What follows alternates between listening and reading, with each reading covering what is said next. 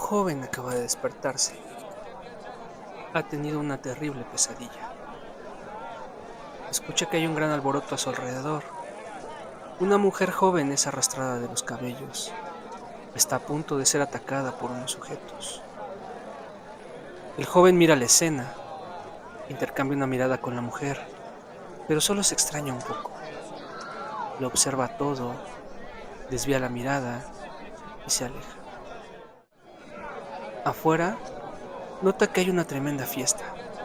Hombres bebiendo, comiendo, golpeando y matando por pura diversión.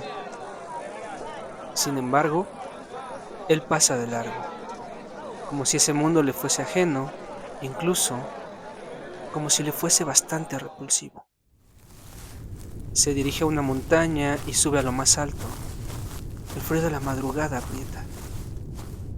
Estando en la parte más alta, mira las vastas praderas y piensa. Esta es una tierra fértil, parecida a la que he visto en mi sueño. Nada que ver con Islandia.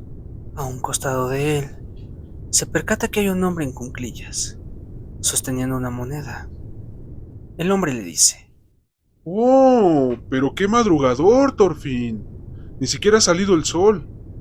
No puedes dormir por el alboroto que arman, ¿verdad? Bueno, déjalos que se diviertan. No me dirijas la palabra como si fuera tu mejor amigo. No pertenezco a tu tropa. Le recrimina el joven. Con una mirada intimidante, Thorfinn continúa. ¿Te crees que me estás manipulando a tu antojo? No. Sí, ya está bien que te lo creas. Hasta el día en el que te derriban el pescuezo y mueras en agonía. ¡Uy, qué miedito! ¿Cómo ha crecido aquel renacuajo pusilánime? Mira que hasta el punto de lanzarme miradas asesinas. Le contesta el hombre, mirando de forma aguda a Thorfinn. El hombre se incorpora lentamente y continúa. El tiempo está de tu parte, porque eres joven. Tú creces y yo me hago viejo. Sé que llegará el día en el que me vencerás. El viento de la madrugada acelera, golpeando cada vez más fuerte. El hombre sigue. Es obvio. Cualquier coloso acaba muriendo. Tan solo mira a tu alrededor, Thorfinn. Estos pilares no los pusieron aquí los habitantes actuales de Inglaterra, los sajones, sino los que hubo antes de ellos. El hombre guarda silencio por un instante y camina hacia los escombros de unos pilares que yacen olvidados en la pradera. Los observa y prosigue. Era un pueblo poderoso, pero cayó hace 500 años a manos de los sajones. Eran los romanos y el país se llamaba Britania.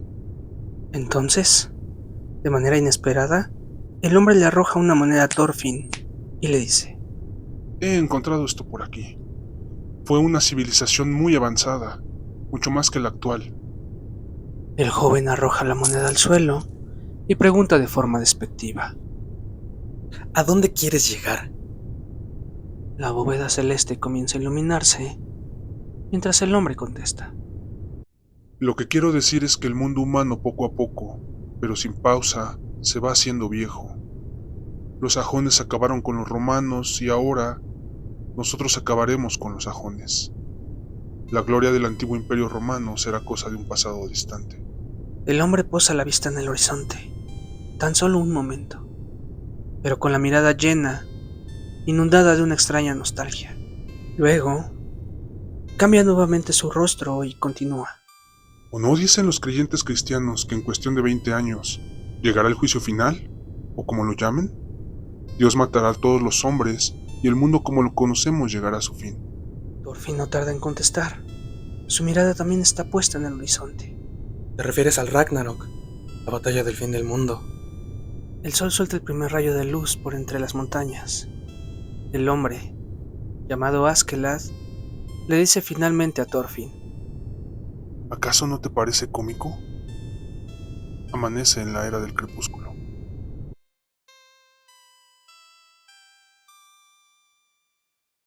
¿No te parece cómico? Amanece en la era del crepúsculo, le dice Askeladd a Thorfinn. Vaya frase tan simbólica nos arroja el buen Makoto Yukimura, creador de Vinland Saga. Frase que en mi opinión condensa perfectamente el núcleo central de lo que significa esta obra. Aunque para muchos análisis, esta haya sido una idea que pasaron de largo, pero que quizá deberíamos de reconsiderar. ¿Por qué deberíamos hacerlo? Muchos me dirán, ¿a poco si esta frase es realmente el núcleo? ¿Tan importante es para entender lo que es Vinland? Bueno, les digo de manera anticipada que mi respuesta es que sí, es muy importante.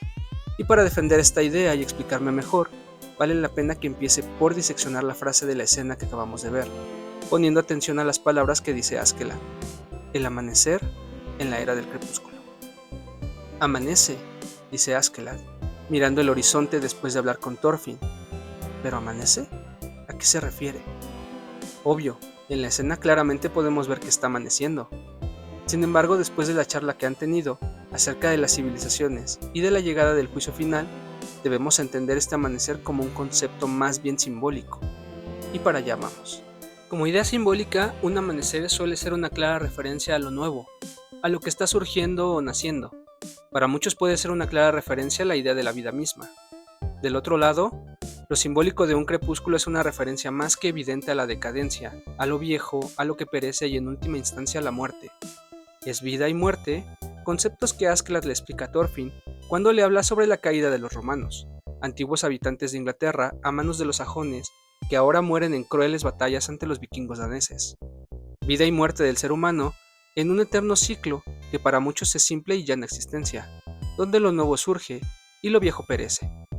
Vinland Saga es un amanecer en la era del crepúsculo, sí, porque las viejas ideas se ven contrariadas por las nuevas, o quizá no tan nuevas, pero sí distintas o contrarias a las establecidas. Pero antes de llegar a mencionar estas ideas, quisiera llamar la atención sobre un tercer concepto, uno que a diferencia del amanecer y el crepúsculo, en la frase que menciona Askeladd no es tan evidente, concepto que se escucha muy en el fondo, uno que funciona para completar el círculo entre la vida y la muerte, uno que más que hablarnos de un estado de las cosas, como lo es estar vivo o muerto, estar nuevo o viejo, nos habla sobre el mismo movimiento de las cosas, de ese paso de un estado a otro, y ese concepto es el llamado transitorio.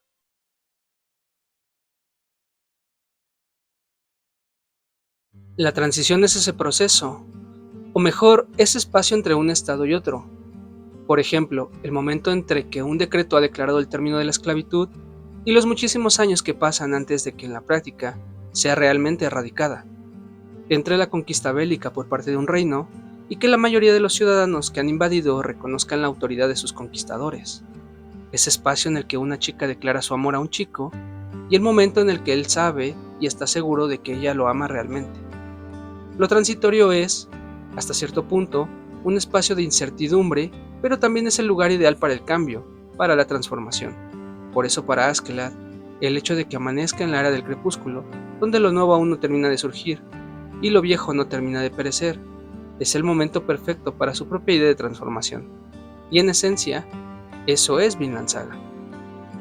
Si bien es una historia que nos relata, en formato de manga y escrito por Makoto Yukimura, la vida de Thorfinn, un pequeño vikingo del siglo XI, que al ser testigo del asesinato de su padre a manos del mercenario llamado Askeladd, se verá envuelto en una travesía personal en búsqueda de venganza, Vinland Saga es principalmente un relato sobre la transformación. Transformación del hombre, de la historia, de las costumbres, de la moral, de la economía, de la religión, de la política, en un periodo de la historia del ser humano que hasta nuestros días sigue impactando nuestra realidad. El cómo nos concebimos como humanos, el cómo concebimos a los otros que nos rodean, el cómo entendemos el mundo y nuestro lugar en él.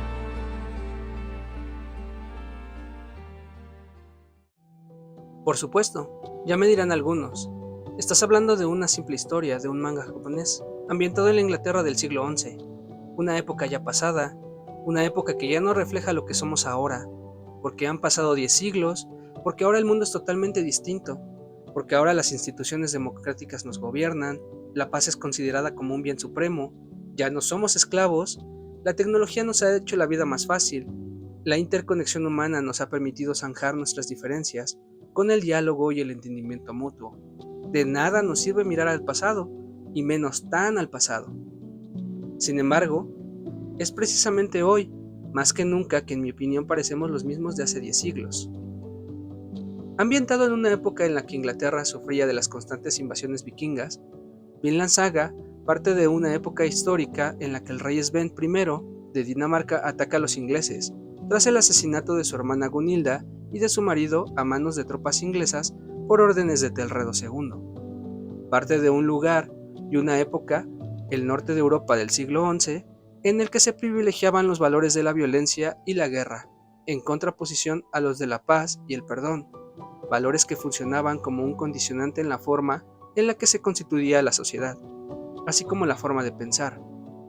En esa época, no era extraño aplicar la ley del más fuerte para sobrevivir, la venganza como método para resarcir el daño hecho, utilizar el odio y el rencor para alimentar el propio sentido de existencia, e incluso arrebatar a otros mediante la fuerza e intimidación lo que sea necesario para satisfacer los deseos propios. Y no era extraño, porque la propia religión justificaba y alentaba esta forma de pensar, ya que al matar o morir en batalla era la forma de acceder al Valhalla, cielo equiparable al paraíso cristiano, un Valhalla en el que se seguía guerreando, satisfaciendo los deseos propios hasta la llegada del Ragnarok, la batalla final.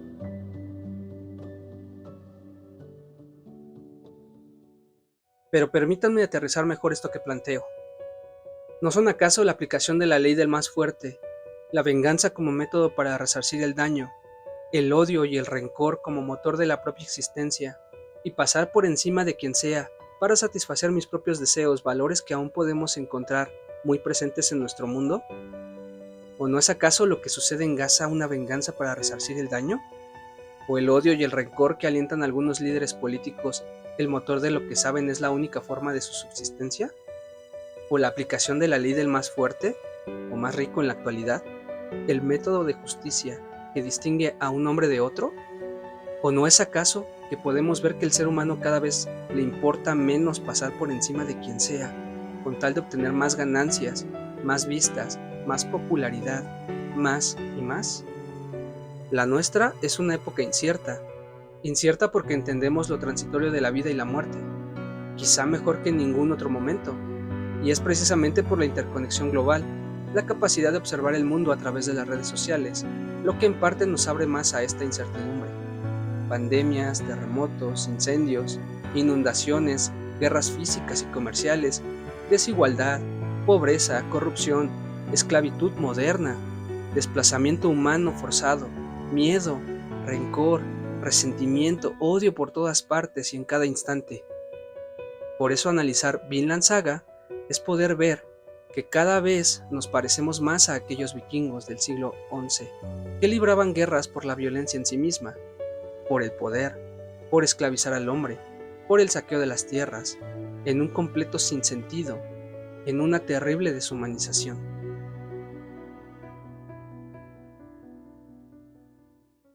Analizarlo es también poder ver que en aquella época se gestaba otro espíritu que contrariaba esas ideas preestablecidas, quizá las nuestras, sobre la posibilidad de un mundo donde las cosas se hagan de forma diferente, una transmutación de los valores, un cambio social. Primero, porque se expandían las ideas cristianas en esa época, así que conceptos como el amor al prójimo, comparado con el amor agape, es algo que se discute, así como el perdón en lugar de la venganza y el rencor. Segundo, porque también se expandían otras ideas que podríamos entender ahora de cierto origen humanista, como la paz y el diálogo en contraposición a la guerra y la violencia, la libertad de cada individuo en vez de la esclavitud, e incluso la idea de mercado en lugar de Estado como el núcleo de una mejor forma de organizar una sociedad. Definitivamente, un nuevo espíritu que ya comenzaba a gestarse.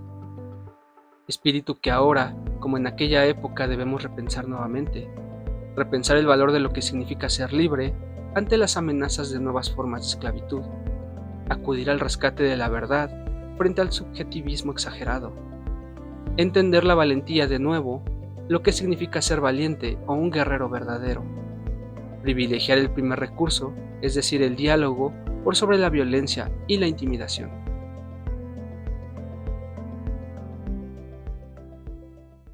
Por eso, el objetivo de esta introducción es primero alentar a quienes no han leído Vinland Saga a que lo hagan. Es una aventura extraordinaria y educativa. Y segundo, a quienes ya lo han leído, intentar mostrarles en los siguientes videos el por qué, en mi opinión, esta obra es más que solo la búsqueda de un hombre por volverse un guerrero verdadero.